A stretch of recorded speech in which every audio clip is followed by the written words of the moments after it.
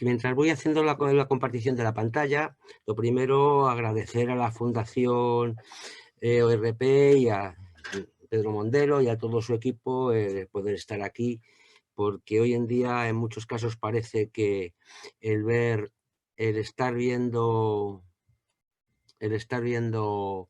por internet no requiere el esfuerzo que realmente sí está requiriendo. Bien, en este sentido, lo que vamos a intentar Con ver, pantalla ahora. Perfecto, se te ve perfecto. y se ve bien, ¿no? Sí, ¿Se ve bien? perfecto, Vale. perfecto, perfecto. Bien, como decía, lo que vamos a ver aquí es un poco un planteamiento de cómo evaluar los riesgos de contagio de COVID. En este sentido, yo me planteaba, si yo tuviera que explicarle a mis nietos dentro de unos años, como me explicaba a mí la guerra, qué es lo que había pasado, pues cómo se lo contaría. Y la verdad que yo, por hacérselo corto, le hubiera dicho pues que estábamos aquí tan tranquilos en España y de repente nos enteramos que en China, bastante lejos, había un virus. Pero bueno, era un virus chino que estaba en China y se quedaba allí, por lo tanto nosotros estábamos relativamente tranquilos hasta que de repente pues se acercó y llegó a Italia, ¿no? Entonces también vimos que, bueno, pues ya no estaba solamente en aquello que no era lo que denominamos ahora quizá primer mundo, donde nos sentimos protegidos, etcétera, porque incluso nos llegó. Entonces, ¿qué quiere decir esto? Pues que nosotros aquí nos encontramos en una situación desde la despreocupación, pasamos al pánico y a la contingencia en un plazo de 2 meses, menos de 2 meses. Es decir, cualquier situación genera un shock fundamental para los países, las organizaciones, las empresas y todo lo que sea. Bien, esto pues, nos rompió nuestra forma de trabajar y desde el punto de vista de la salud, los técnicos de prevención, pues pasamos de necesitar información. De repente nos encontramos que había una cosa ahí que teníamos que trabajar con ella, a quizá a estar, yo creo que a veces incluso un poco desbordados por esa propia información, ¿no? Es decir, primero porque la información además varía día a día, porque la información que se nos da proviene de muchas fuentes, con orígenes diferentes, orígenes sanitarios, orígenes técnicos, orígenes políticos, orígenes económicos, y eso pues al final nos genera una cierta, podríamos decir, incertidumbre en lo que queríamos saber. Bien. ¿Qué ocurre? Pues la verdad que yo me planteaba que un poco habíamos tenido que trabajar a veces como en la urgencia y además no se había contado tampoco mucho con la opinión, yo creo que en muchos casos de los técnicos de prevención, ¿eh? Simplemente pues igual que en los años 60 porque había obra, había casco, pues aquí como había un contacto pues automáticamente mascarillas, guantes, gafas y lavarnos las manos, ¿no?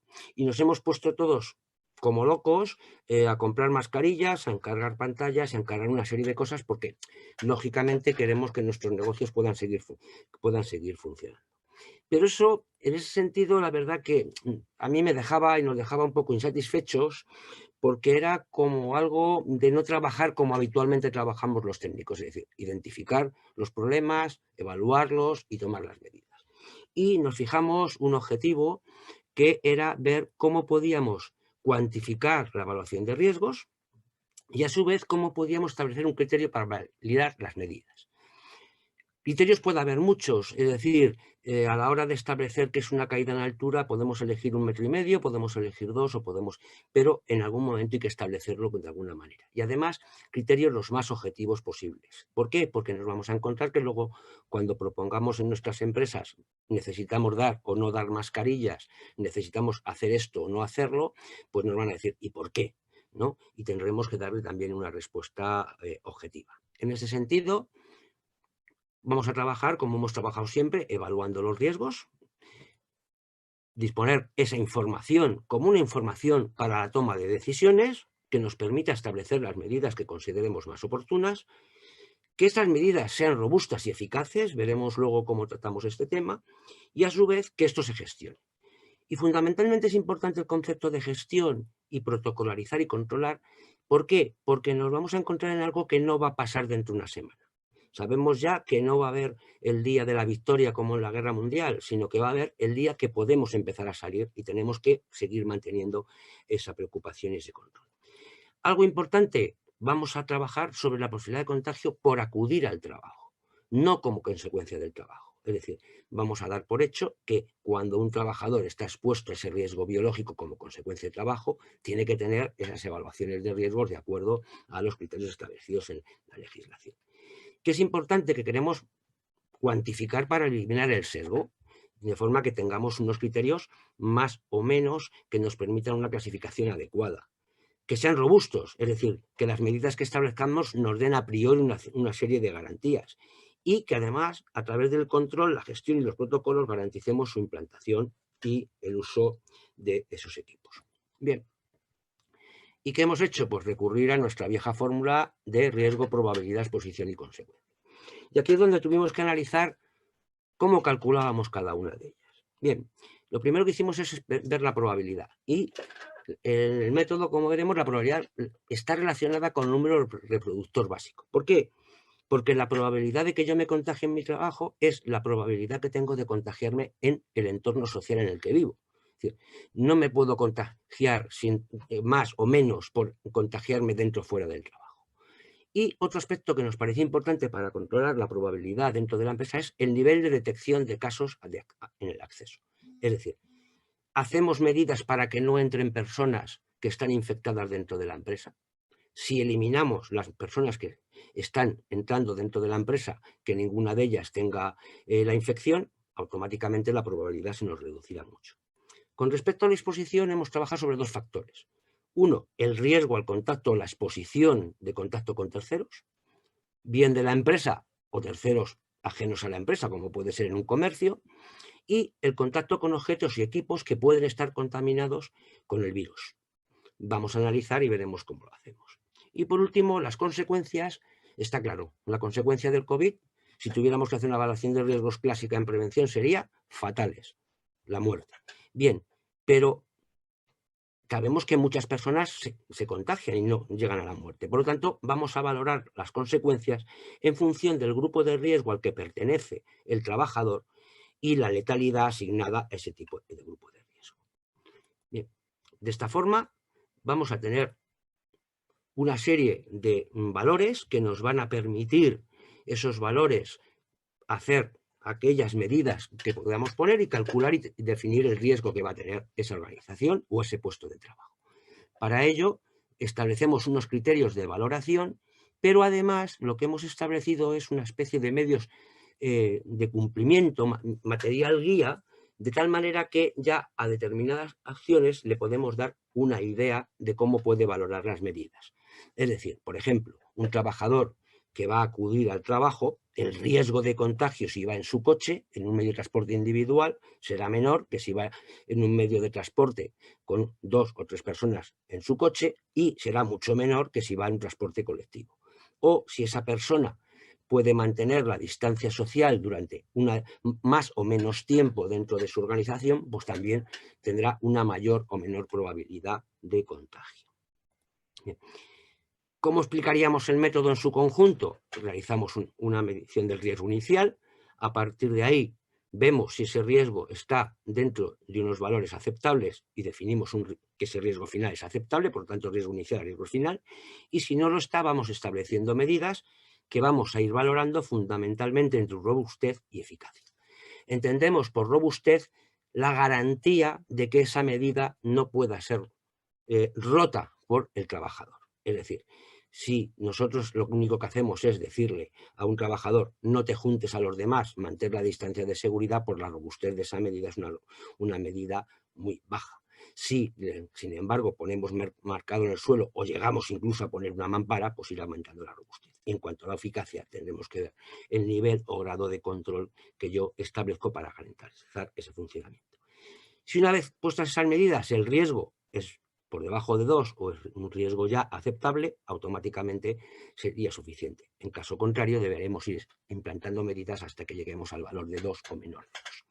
Pero claro, todo esto además tiene que estar gestionado y controlado, para lo cual necesitaremos unos protocolos, establecer un control que se va a realimentar del funcionamiento de las medidas y que tiene que garantizar el nivel de robustez y el nivel de eficacia de la medida. En este sentido, también esto nos permitirá retroalimentarnos y mantener los niveles de riesgo final siempre garantizados. ¿Por qué? Porque además estamos en una evolución en la que el riesgo varía. Bien, y para entenderlo, creo que lo mejor podría ser un ejemplo. Supongamos un trabajador que tiene que acudir a su trabajo, ¿vale? No vamos a calcular en este momento la probabilidad, vamos a pensar que tiene la misma probabilidad, no se toman medidas para entrar en su empresa y a su vez está en un nivel de R0 igual 1, ¿vale? Y que acude en transporte colectivo, es decir, tiene una gran exposición. Vamos a plantearnos que ese trabajador es un trabajador sano menor de 40 años, por lo tanto, está a nivel de España. Este factor habrá que ajustarlo en cada una de las zonas o regiones. Su exposición como letalidad es baja. Por lo tanto, tiene un nivel de riesgo 3, que aún así nos indica que debemos de tomar medidas. Supongamos que le damos unas mascarillas, guantes y le damos formación.